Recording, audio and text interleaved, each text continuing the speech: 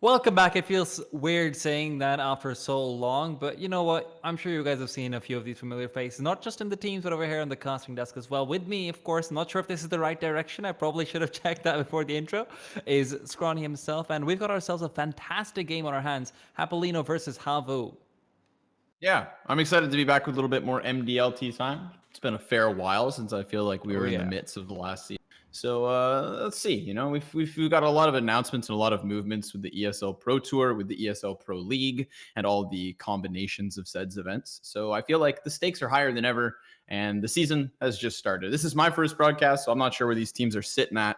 But regardless, like you said, Japaleno and I Havu mean, done the this is the knife. first broadcast, Scrawny, Whew. so congratulations. You got to Whew. inaugurate the season. Mwah. They brought out the best tea time. Me and you, dude. Let's do it. Oh yeah. Oh yeah. Launders, you watch out. I'm taking your man. But right now, let's see who's going to take this map, because Japaleno, right now, they've got themselves a little bit of a hot streak, Scrawny. They beat out Heroic recently for a online qualifier, and a best of three, no less. So, you know what? I'm going to have to favor them a little bit going into this map. Yeah, let's find out. I'm afraid of Finns, so I'll take Havu's side for the sake of it. Let's. Well, one aside it is. Havu, though, look to be going over towards the B side quickly. Setups making quite a bit of noise, actually. Hoodie has revealed his exact position, breaking a few of those windows as well. So Havu are rotating and having a four-man B site play. This could end up working well for them. Gustafsson starts off strong, gets one, looks for two, will be brought down after the second, though. That's an aggressive. Oh my, Freddy. Okay, 2 taps into the heads of what remained of that push. Saw his last man up, and he gets traded. I mean, aggressive position from the CT. That's Freddy Frog, just tucked in front of the spools. He's fully fixated on the ramp, and you saw him go for those initial fights. Kind of catches the T's off guard, but they don't even get their bomb plant. I mean, poor guys just go for that all-in B push, and they would have liked to have come out with more. Kind of surprised that they did actually give away that much information, and that that just let Japaleno be completely prepared for it. But now they've got themselves a Zeus and nothing more. Probably just looking to waste some utility this round. Beyond that, I mean, what more can you really accomplish? DJL though, tagged down pretty heavy. Dodo and Hoodie will go down though, and no casualties just quite yet from the T sides, and no casualties will be had. No, none at all. I mean, it's such a difficult round when you're in Havu's situation like that. You've got so little invested. Maybe the one flash, maybe the one P250, and it's really just the baby shower into the B bomb site, right? Jump from the roof and hope to land on all 4 feet. They're agile cats in this analogy. Sorry, I should have explained that. Yeah, I was wondering about that. I was waiting, like, wait, I don't no, have they're finished, 4 feet. so there's something in the water, and who knows what happens. But enough of SMGs, enough of pistols. Let's get into the rifle round. There's so many AKs up for Havu, but aggression out of Freddy Frog straight away. Just MP9s up ramp, gets his opening kill, and then falls for it. But at least he knows there's presence there. Not nearly as much, however, as what's coming through Ivy right now. But they're ready for it, though. Japaleno, they're congregating around there, and the question comes in, what can Dodo do? Because he's the one they've got to be careful for. Pleasant only gets one and is taken down. Freddy B, though, with the reload coming through, has to take a more defensible position, but he's done his work. There's only 2 players left, and a Molotov will force Zori to the back of the site instead. So now these players are isolated and have to rely on duels, but they've got respectable positions to do so. There it is. Proactive play from Zori. He sniffs one out. You've got Doto on the other side, and he's going to get blindsided here from E-Box. That's Relaxus swinging out, trying to get shoulder to shoulder with DJ.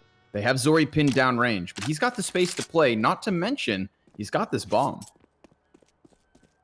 Time as well to make things happen. Smoke could be very useful. The problem, though, comes in when you consider Relax's positioning. So his smoke will not go towards the default plant. Instead, he's planting so he can stay inside connector if he so desires. But no, he's pushing forward through the smoke, Scrawny. And this could be problematic because they're probably going to be caught off guard a little bit by it. The smoke will cover his flank for just a little while, but if DJL decides to peek out a little bit earlier, that's him gone. The question is, will Relaxa be expecting him in this position with the smoke down the way it is and with the bomb down the way it is? They're waiting. They're playing it patiently. Zori's got a great shot over here to bring things all the way back for his team. They fake out the defuse. He peeks out. He sees one. Pleasant takes him. Actually, not Pleasant. Relaxa. Never mind. Pleasant's already dead. Pleasant takes him to hell with him, I guess. That's a tough position because he doesn't know where the second CT is, right? So once he gets up into the ramp, he's got two options. When bomb is tapped, he either returns down ramp, as he did, getting caught in the process, or he could have peeked upper. Now, that would have meant he'd continued to follow Relaxa all the way around, because Relaxa is aware of that timing. You know, it could have been very easy for him to write off that the fact that, you know, box halls being clear, when in reality, there was a player who slipped up behind him. So, tough one, but obviously his hand is forced once that defuse could have come through. And the result of this, of course, is Havu back onto pistols. They've picked up one SMG and some flashbangs, enough to maybe overwhelm if there was an explosive play out of the T's, but it's not what unfolds here at all. These rifles just making mincemeat of the terrorists as they try to emerge into the A site, and it's looking like another 5 alive situation. T-Time, this is a hell of a momentous start for Japaleno. The problem, though, of course, is that, you know, it's not just that it's 5 alive, it's Scrunny, look at the utility. Normally speaking, as a T side, you can at least waste, you know, a couple $1,000s here or there with the utility of the CTs being used, even if you just wait things out a little bit. But instead, Havu's going for these faster T side plays, and I understand that with the Tech 9, but without really the dividend to show for it. It means that now CTs build up even more of an economy than what was already there, as Wesson does make it so that they haven't used utility across most of their members. They haven't done much across most of them anyway, so the money's all there. Yep, 100%. You're 100% right here. Havu, they tried to use the little bits of utility they had, the flashbangs and whatnot, to play fast. And then Japaleno could have countered that with one of two things: either use their grenades or just straight up aim duel. And you saw how quickly those M4 kills started to filter in through the... So not needed. They move a lot of that money forward, not to mention now an op on Relaxa. But there is a counter op for Zori, so could be a bit of contention between the snipers. Again, early numbers out towards this A site. We haven't seen anything at B other than those straight up eco rounds, the pistol pushes. And right now the walkout, DJL catches that. Hootie tries to get himself outwards, and Saw's going to take his place. So still making this space for his teammates, but unfortunately losing bodies in the process, a second before Havu bounced back. Havu now the man down, utility down with their men. This is going to be troublesome because Gustafsson is found in the perfect position. Dodo gets taken down, and Zori in the slow at this point, honestly, I think you might even have to go for the safe call. The next round is already, you know, where you're kind of looking towards that 0-6 situation, which is very troublesome, but they're going to have to take these duels. Zori missing that shot will come back to haunt him. And now gets a second. That is nice. Not a peak you'd expect him to get either, with Relaxa having the AWP as well. Especially in one of these 3 versus 2 moments. I mean, like, in hindsight, there is a play where Japaleno could have not been posted up with that AWP, but you want to contain him, and you're not expecting Havu's opera to just swing. So Zori's creating this a bit of a comeback. You know, it's still even 2v2, but the problem still falls on Havu. They have so many corners to clear and 25 seconds to do it. Luckily, Slowy has a chance now. Freddy's shoulder peek over here towards Ivy gives him the duel he wants. Gives him the chance to cut this down to only Freddy Frog, but the timing. He has a huge flank on Zori. Oh, but he misses his shot. That could be crucial. Bomb carriers tag low, and still Slowy nails him. That could have gone either way. I mean, you've got 3 bodies all lined up. Hell, Slowy could have killed his own teammate there. Oh yeah, definitely. But Slowy even winning that duel early on is probably something you don't want to see, because when the CT peeks out again and stays wide open, yes, you know, there is a point that, okay, there's 15 seconds left. If you can quickly eliminate him, the round shorts, but there's 15 seconds left. Hold your position, rotate around the side. That's a very big risk for them to take, and it leads to Havu getting a round and keeping 2 of their players alive to boot. Yep, you're 100% again correct. Especially with having Freddy Frog flanking like that, you could give up Ivy control. So be it, they get onto the bomb site. I mean, the alternative to challenging that Ivy is being back on old bomb. Bolster your sights, try to lock it down. And Hoodie's having That's none ridiculous. Of it. He walks out, second kill just near straight through smoke. And now already that bomb's going to get on site. This is pushing the CTs into an awkward position. Not everybody has extra money. So these 3 weapons are going to be a tantalizing save when they now realize they're facing a 3v5. I mean, that was actually kind of funny, because when Hoodie peeked out first, the CT was actually revealing himself as it was, but both players somehow didn't see each other. Dodo right now, though, does get the second kill as well, so damage being dealt is fantastic, but Getting the AWP might be a little bit harder, and they might just make the decision to back off because of it. Wouldn't really mind that myself. You know, like you said, money's kind of there for the CT side, but not there at all for T's.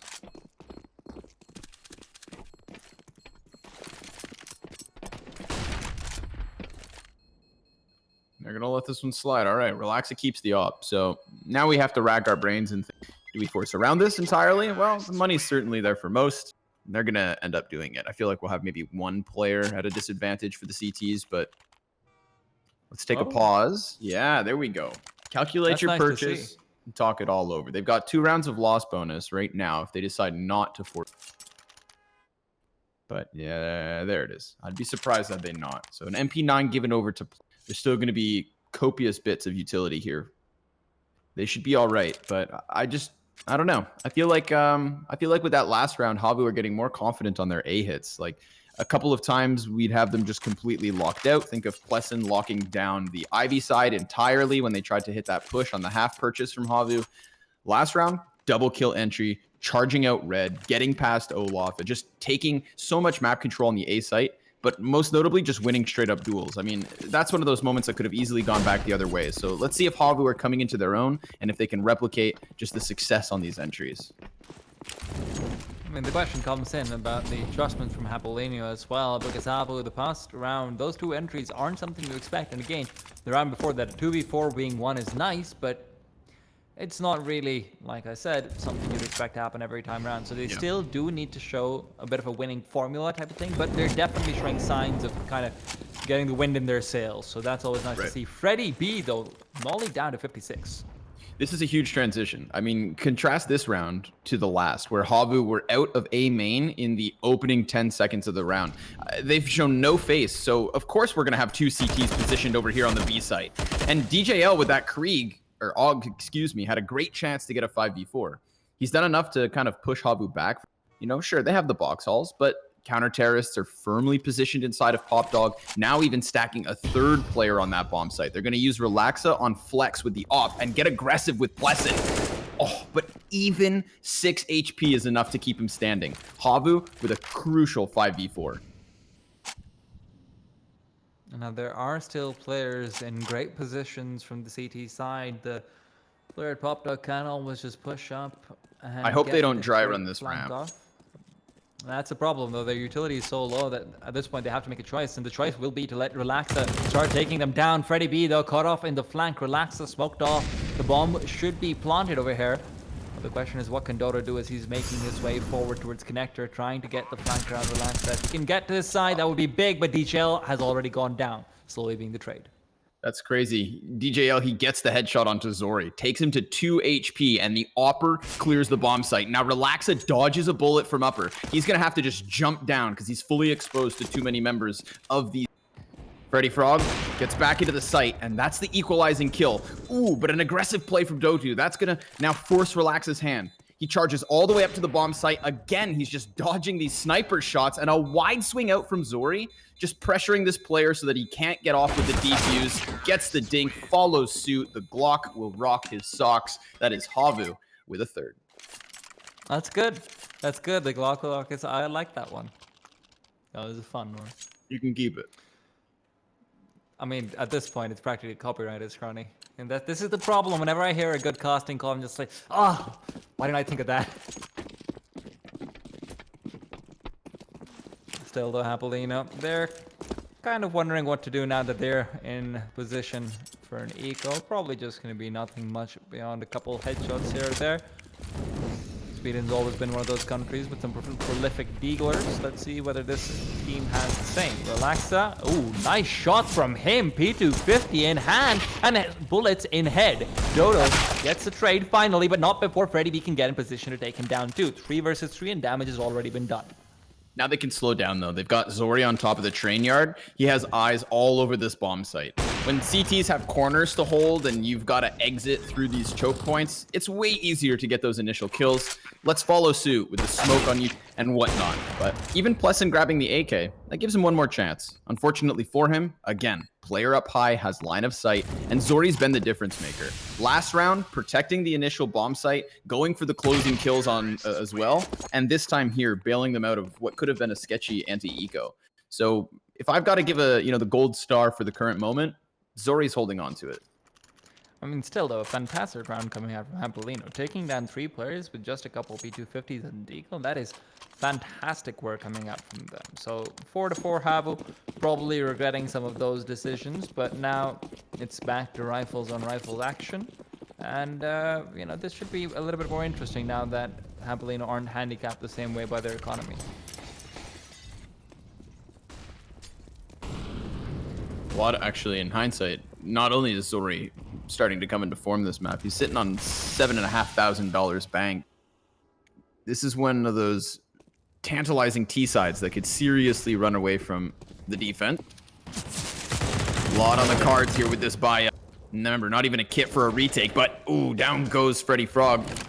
He had the first kill, but Dutu is able to trade that one. Zori posted deep with that AWP, so he's just going to cut off these rotations. And Japaleno start to contemplate whether they go to the safe. Again, not enough funds to really be having fun round after round. Freddy survives one more engagement. He's just hoping to get himself out of this position. Whew, and he'll get away. That AWP looking for him. Relaxa holds off any kind of a push just to ensure his safety, but there's already a player on A site to cut him off. Keep your gun out, folks. Hoodie, just waiting, lurking. I'm happy to walk away with one more kill. This is Havu for the first time, taking a lead. Still, some great flashes coming out from Havu over there to be able to find the player on the right side of Bomb Train and take him down quickly. Freddy, I mean, like you said, he got the first kill, but being blindsided just doesn't really work out for you when you're being rushed down. That being said, though, Havu cleaning up a lot more nicely that time. Even the cutoff onto the CT who was running away from Ivy. Nice to see. Whittling down Japalena's economy. And Havu look a lot more convincing all of a sudden now. Their utilities looking a little bit better. They're looking a bit more polished. And nice little win for them to get if they can actually close this one out with the momentum that they are getting now.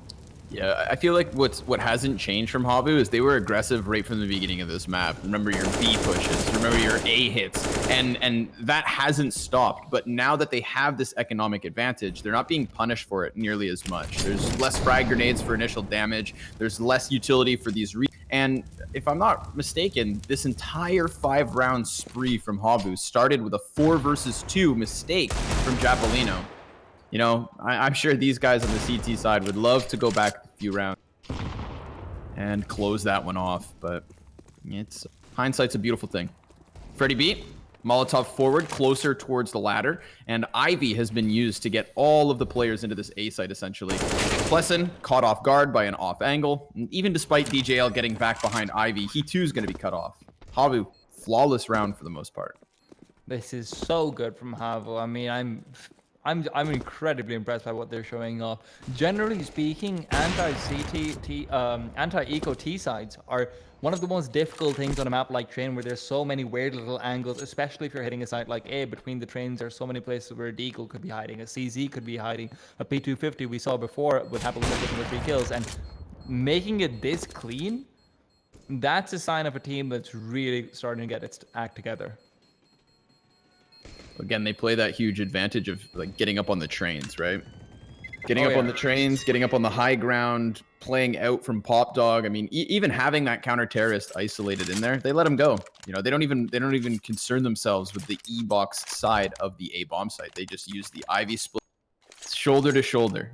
Anti-ecos with 5 members alive. That's what you always love to see. 5 members going into a bomb site to ensure as few mistakes as possible. But if any openings are to be had here from Japaleno and what remains of this CT side, it should be coming off a round like this. They've transitioned into the double op at the cost of Plessin's armor, still decent bits of utility, and even a couple kits. So let's see if they can hold things off now. They're going into their default smokes, but Havu, again, this aggression past Ivy, jumping through the sniper's scope and nearly into the bomb site. But there's members here. At least the CTs aren't stacking that B site. They take all the early damage. finally winning a duel. Freddy losing teammates and now himself, but Relax's op still up close. Another foot shown, but distractions after distractions, pulling their attention in different directions and just cutting all these players down. A 1v3 is not where Freddy wants to find himself. I mean, Freddy's dead, but definitely not where Gustafsson wants to find himself either. You know, you're right about that. Oh, but sorry. Freddy Frog. it's okay. Gustafsson is Freddy Frog, by the way. All right. You know what? No, he's Gustafsson. It's fine. I love that name. It's the most, it's the most Swedish sounding name I've ever heard. That and Magnusson, both of those. But that being said, the interesting thing over there is now obviously we're speculating over here, but I think Havu figured out that there was a double op coming out because of how many rounds Japaleno had lost in a row. And because of that, despite Ivy being smoked off, you saw two of their players immediately jumping out with a flashbang, because that's one of the ways you can really just immediately eliminate double ops. Play those close angles with quick pushes to come through. A single bit of utility thrown can immediately force them back into a position where they can't re-peek. And that's where we saw Pleasant being completely mitigated despite the heavy investment of an AWP coming into him. Yep. Once more, T-Time. I got you spot on, dude. If he's got an M4 in that position, or if he has another player with a rifle in that position, then somebody jumping around the corner is just going to get chewed up. But that one single op trying to keep long line of sight into T-Con, just locking Ivy with it, yeah, it's mitigated just by movement. You know, a couple smokes, flashbang or two, and suddenly you're overwhelming a bomb site. And you saw those CTs. I mean, other than Freddy B, who won a couple duels on the forefront of the bomb site, nobody else could maintain their initial fights. And because of that, it's just a numbers game. Traded effectively. And again, numbers are going to play an impact in this one. The money numbers. Because it's pistols. A single MP9 for DJL. Opening kills on this B site. Curious enough, Freddy B is actually still here. So things could get weird. Oh, man. Executes the player behind him. A second peek to Zori. Bomb thrown into the open, but he's so convinced that he can look forward. Slowly just double taps into his back. So, nice valiant effort, but everything's been retrieved. I mean, that's a moral victory if I've ever seen one. That's, where things can get a little bit weird. Oh, look, he just beheaded two people. That's always nice. But Japaleno still. The point is, moral victories are not what they need right now, Scrawny. What they need is actual victories. And as nice as being able to pat yourself on the back is, it's even nicer to get that one win to start the season off. DJL does find another kill for himself. That's going to be a bit of extra money, which is very important for the lower players. But now the full buy in their hands. If Japaleno don't close this round out, and if they don't, honestly, if they don't close a half out 7-8, I feel like it might have gotten away from them. Yeah, I feel at this point it's going to take more of a mistake from Havu than anything else. I mean, they've got them in control in terms of the money, in terms of the aggression, in terms of just the general form. I mean, okay, a couple of deagle shots are nice, and we saw Freddy B again on the forefront of A site with some stellar performance. Most of those big kills and most of the effective trades are coming out of the T's. They're at a 5v4 disadvantage. Relax is going to get smoked off. Ivy not in the cards here for Havu, and that's something they've played consistently. It's actually been cleared, so now they're going to find themselves entirely boxed in. But Saw has snuck to old, and the round slows down. It's all been quiet so far, but now is his chance to really scream out loud. Relaxor reveals himself with the scoping sounds, but turns out the Saw will be shut down yet again. Only 2 kills on him. He's had not the best game in the world so far, and Zori, who has actually had a pretty good game, will be shut down as well. Havu, I like this adjustment coming out from Japaleno, where they do send 2 players towards Ivy, but Havu wasn't even planning on going towards Ivy, and they end up potentially regretting that decision.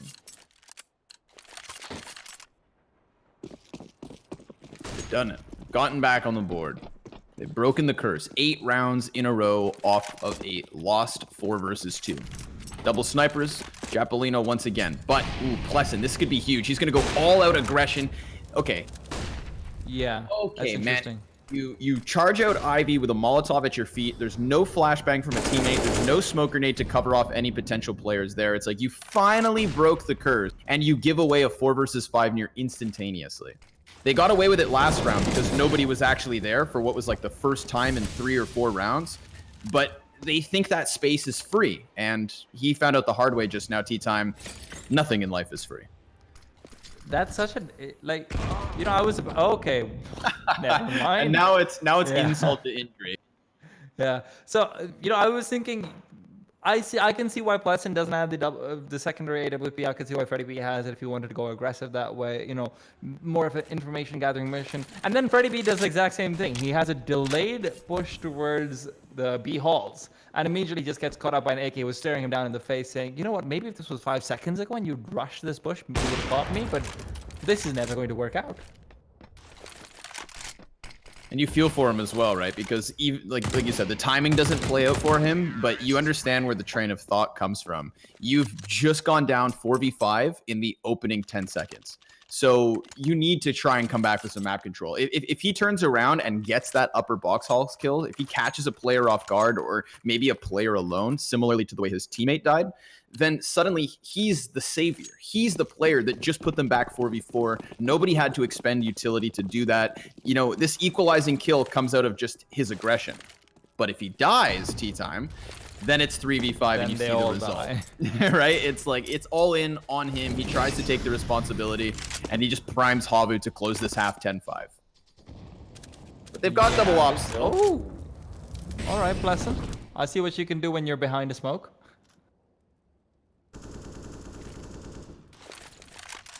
The question that comes in, Havu, utility has been used very early on, and Gustafsson is able to find another one, and slowly was actually the man with quite a bit of remaining utility. Havu suddenly are not just at a numerical disadvantage. The problem is that unless Saw is able to push through and get 2 kills over here, this is not happening. And now Zori being down puts even more pressure on his shoulders. Hoodie will be able to find one person, but he's not really finding the kill until he peeks down towards Gustafsson as well. Saw's already down the back lines, and it will be a 6-9. So a slight resurgence for Japaleno. But I have to say, man, I've seen Saw in so many positions where I'm like, okay, he has a chance to completely tear open the round. And then he ends up being shut down immediately afterwards. He is not having a good game. This is Saw you're speaking of? Yes. Yeah, it's tough luck. Last round too, I mean, there was an interesting moment there. Remember where Slowy, like you said, has all that utility, but unfortunately for him, he was the only player who succeeded in getting past the defense. He's playing behind the oil tank, and he's just waiting. You noted, there's no utility left for the players in upper box halls. But he's thinking to himself, I'm down on B bomb site, and no one's checked me. They were just waiting, hoping that hopefully somebody walked into his crosshair. He got that kill to create a distraction, to create space for their oppers from above to peek out. And then it's Freddy Frog, who's positioned on the B site the whole time, in fact, but just hadn't cleared behind him. He turns around and sees a dude chilling. Once that kill comes in, no more utility, bomb dropped on the ground, and it gets to the point where a Mag 7 can go flying up the ladder behind you and just buckshot you to your demise. So a bit of a collapse to close the first half, but let's get this second pistol started. I very recently found out what a buckshot actually is, so I'm very glad that I knew the reference. I'm very happy about that. But now Relaxa with a P250 moving forward. Interesting enough, the CTs have 2 players with utility, which is perhaps less interesting than the fact that Saw actually has an HE grenade, which is not something that you generally see in a pistol round. Relaxa though. Let's see if he catches the brunt. That frag is, like you said, it's not something you commonly see, but it's so good when you're at the back of a B bomb site on train, because where does everybody plant? Everybody plants right in that one small position that you can have safety from all of the peaking USPs. And you know what's behind that position? Essentially a basketball backboard, because you can dunk frags on that bomb planter. And with 3 CTs there, let's say these USPs tap a dude down to like 40, 50 health, and then you dunk on him, denying a bomb plant, and you're in such a good spot. So let's cross our fingers that frag shows us some impact. Scrawny, I have no idea what kind of basketball you play where you have to dunk off of a backboard, but I want to see this. I mean, that's what a layup is, right?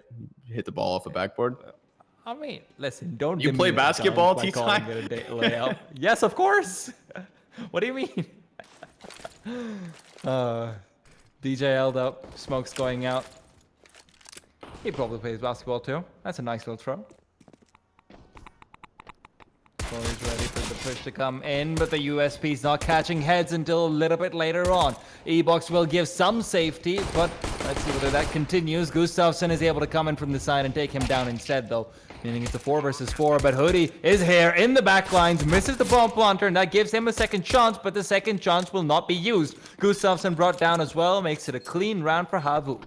Done. I mean, Japaleno, cool. You play your B fake. You throw your grenades out on that bomb site, and they watched it for a moment, but nobody panicked. You were playing with a kit, you were playing with utility on a retake, and you had flankers upon flank. Excellent. Excellent pistol for Havu to try and close this one early. I mean, remember the start we had from Japaleno, the momentum that looked like they were going to have throughout the entirety of CT side? It got cut down short, but it started convincingly, just like that pistol went. Of course, I mean, the problem is that Havu are in the second half, and they've got themselves quite a bit of a lead already. So any momentum you get now is a lot more pressure on Japaleno's shoulders than Havu were experiencing themselves.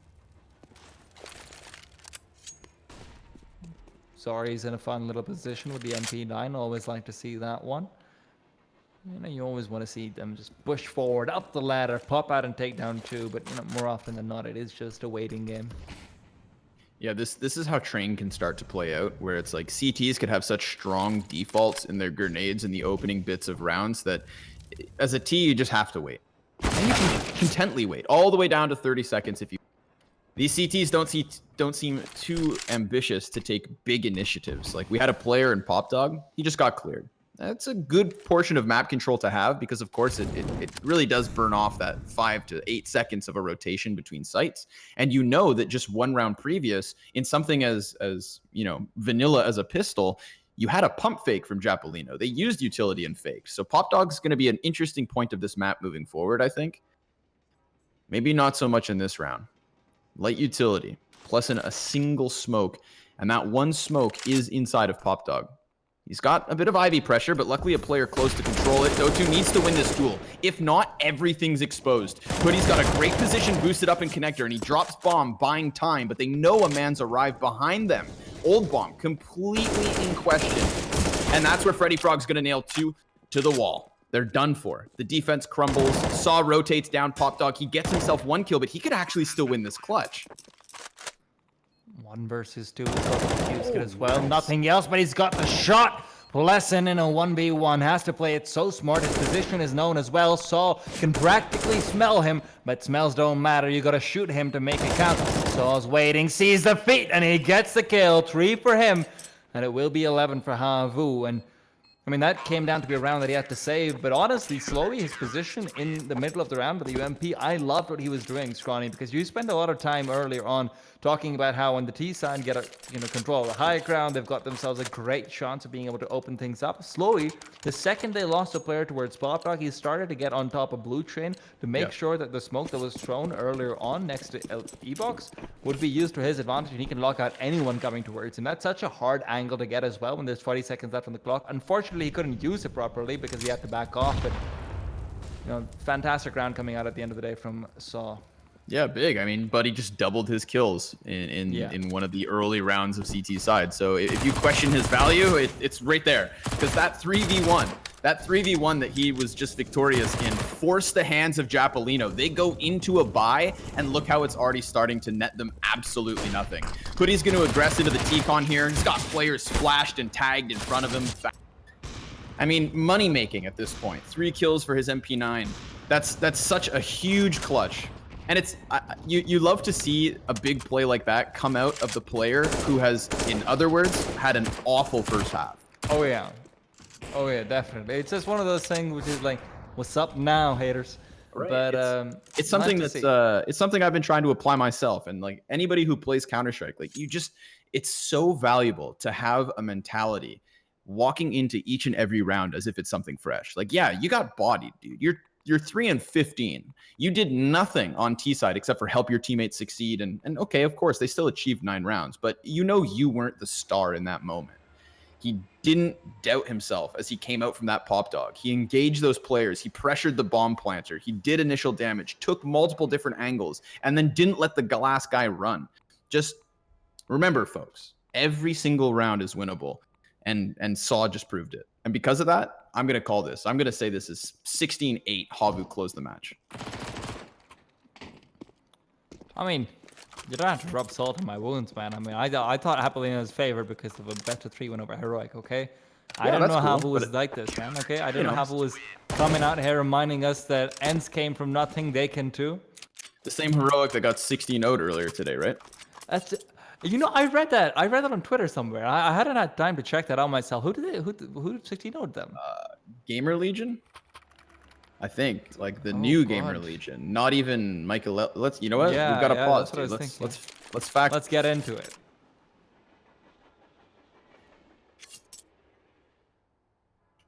Okay, while he checks that out, I also need to check what Heroic's current lineup is because I know Freiburg left, and I don't think. Honestly, I'm so out of touch with CS since the major happened because real life is unfortunately also a thing. But yeah, let me just check that real quick too. Yeah, funny enough, Freiburg now switched from Heroic to Gamer Legion. That So makes sense in all fairness, actually. yeah, The 16 though. I mean, this is sick. This is sick play. What's shocking is normally a guy like Blame F, who I think has crazy potential for her. He was always a guy who's like bound to pick up at least a couple of rounds. If you look at a team like Yeah. his, it's like certainly he's good for at least 3 or 4 3K 4K type multi kills. Round winning plays. Blame F's got that composure, but I think Freiburg must have stolen their strat book as he swapped camps. He Right. meets back up with a bunch of Swedes. He had infiltrated Heroic for long enough to just suck the life out of them earlier today. Listen, I've been with the Danes long enough. I know how to beat them. And the Swedes are like, Astralis? No, no, no, no, no. Let's not go that far.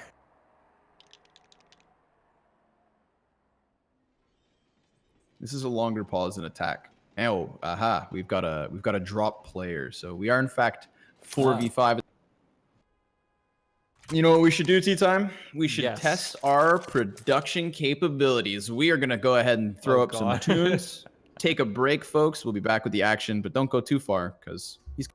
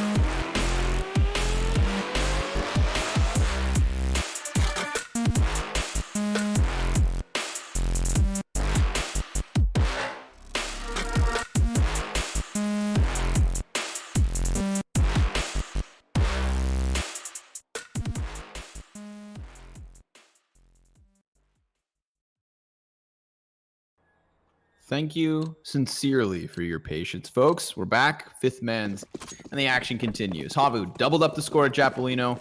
I'm sold on their momentum at the current moment, but they do still have some challenges ahead. In this round, a little half buy. Let's get freaky. AK and a Krieg for Freddy B, and early contact over towards Ivy. Freddy Frog's actually going to hyperextend into the gunfight, take a player down. There was so many bodies ready for that sort of a peak that suddenly these two weapons look very viable. Unfortunately, he's not able to pass that AK over to DJL just yet. That's the only other player with armor. Oh no, that is unfortunate indeed. Freddy B being taken down means that, at the very least they do recover the gun, but they lose another player in the process of doing so. So Gustafsson down and out, 3 versus 4. Grenade going deep into Plessin and plunging him down low in HP as well. That there, Six may stay at 6 at this point. not to interrupt you, but I think that there is it's a good time for me to bring this up. It's an example of just like lingering. You know, you got an opening kill in a round where you've got just 2 guns. You want to play fast. You want to keep them off kiltered. And they just kind of waited outside Ivy long enough for Zori to rotate the AWP into position, to pluck a player off. And then you brought up that perfectly timed frag grenade over on Pop Dog. Why does that happen right then? Because the pressure on Ivy had gone. Nobody had actually come out anywhere else on the map. And I feel like even though Japaleno did a good job of getting a 5v4, Havu were given enough time to just take a breath, reset, and sure enough, close this convincingly with 3 players still up. If you've got something like that to offer to the table, may interrupt me all day long. I am perfectly fine with it. All right. Good to know, T-Time, that you don't mind me stepping on your toes. It's all right. It's all right, Scotty, as long as it's you. 13-6 though, Havu. They're saying we have a lot more to step on than toes. We have necks to step on, and Japaleno is woefully exposed. And luckily, again, just remember, that last round's just a, you know, it's a shrug off. Japaleno come in with a full-fledged... They had some extra money in the back pockets. And sometimes you put it all on red. Didn't pan out. Generally doesn't, does it? No. Relaxa, though. He's still not going to be able to find a nice little angle for himself. That smoke is always a bit frustrating. If you want to go for some shenanigans, jumping forward. That's always a really nice ramp to see some great plays from. Just jumping down as an AWP, you can get some great shots, but Relaxa will choose to go for safety instead. Is that a triple boost that they're about to do? Yeah. Oh my god. Normally I see it further to the left so that you can kind of peer outwards into this. I don't know if positioning this player further is... What is... Oh my god. Yeah. See, now they realize, like, you should gotta be more to the left here, boy. Wait, I've never seen this before. Oh, okay. There we go. Interesting. The things people come up with. Yeah, you play enough Counter-Strike, you kind of get bored. You start jumping on each other's heads.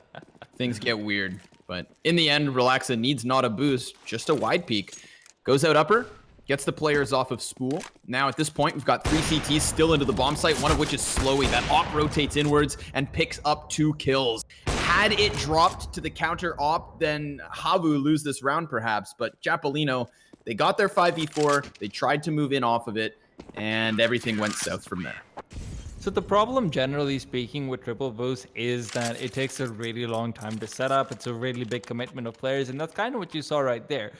When the bomb started to actually get planted, there were 10 seconds left on the clock, and that's after they messed up the triple boost like 4 times. If they'd been able to get that a little bit earlier, if that was slightly more better practice, or alternatively, if you just didn't go for it, you probably have a lot more time to actually play around with. A lot of the utility they threw earlier on seemed to just go by the wayside. Japaleno, as they just wasted their time trying to go for the boost. Kind of interesting, but doesn't really work. Gustafsson, though, great push out towards Ivy, gets Slowy early on, and immediately after they slow things down.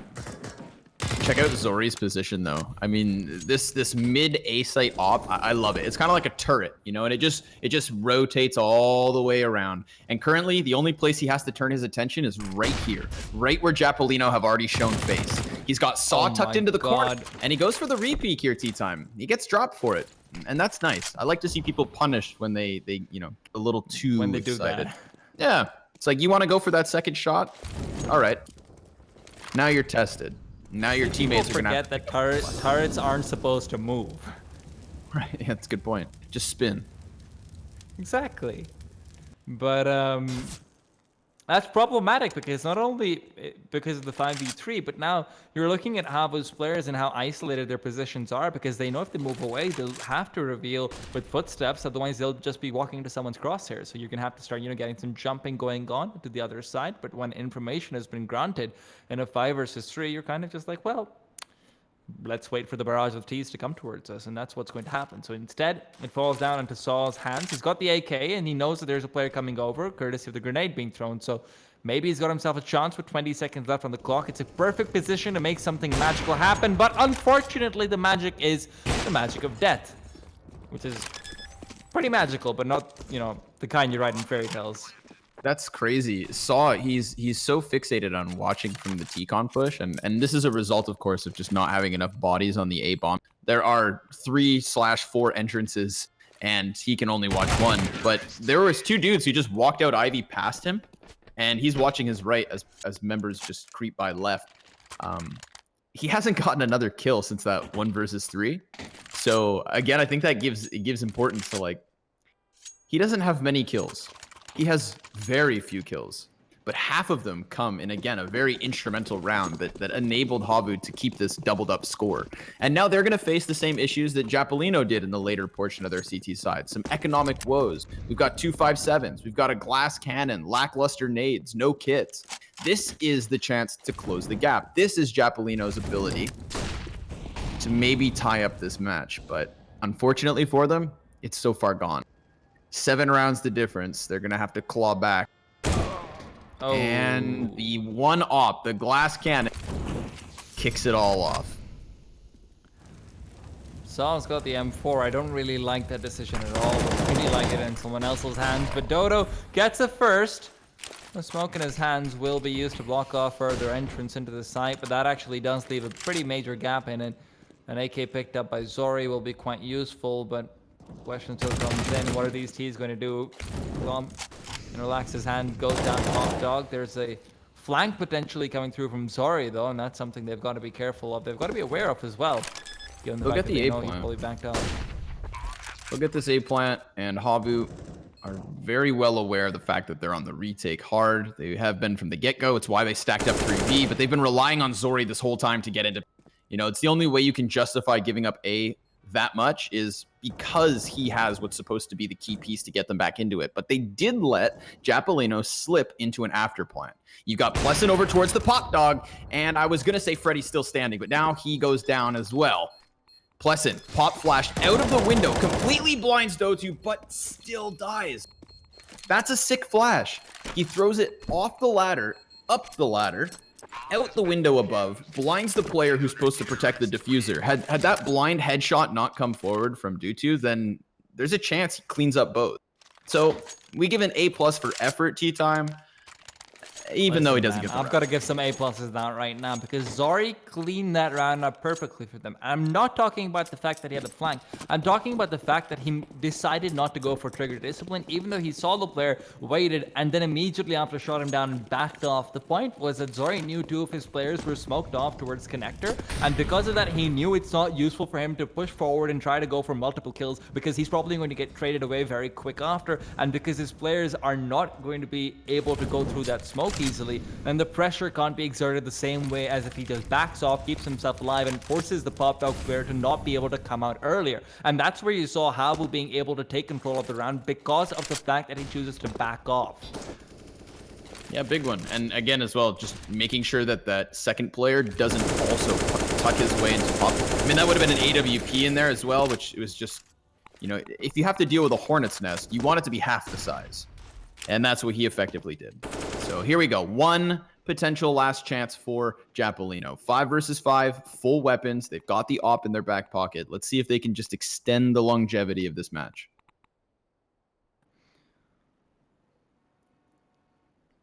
It's not going to be an easy one, though. That's for sure. Dodo's in a great position. Saw is, interestingly enough, not on the B site this time around. They do actually rotate him over quite often. Something I've noticed, I just didn't pay much attention to it. But now, looks like Japaleno.